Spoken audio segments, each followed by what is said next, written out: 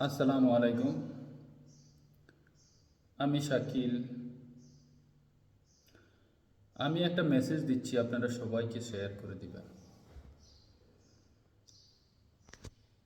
আমি বাড়িতে আসলাম রোজার প্রথমে।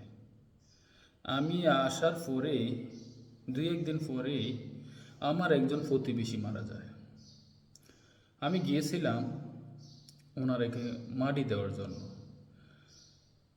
নামাজ টামাজ হওয়ার পরে আমি দেখলাম যে 4জন লোক ওনাকে কবরে নামানোর জন্য দাঁড়ায় আছে।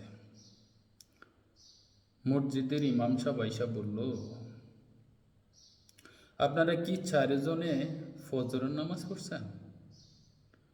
তো ওনারা কিছু বলল না। না বলার পরে উনি বলল, যদি আপনারা না পড়ে থাকেন তাহলে উঠে যান, মুদ্দারের অসুবিধা হবে, আপনারা উঠে যান। ওনারা দেখলাম উঠে গেল, অন্য 4জন কবরে নামলো। তা আমার প্রশ্ন হলো, আপনি কি একটাবার চিন্তা করে দেখছেন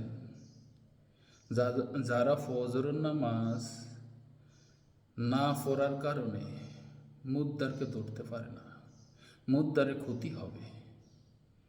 আর যদি আপনি তো বলতে পারেন না কখন মারা যাবেন, আপনি যদি ফজরের নামাজ না পড়ে মারা যান, কি হবে আপনার? আপনি একবার চিন্তা করে দেখছেন?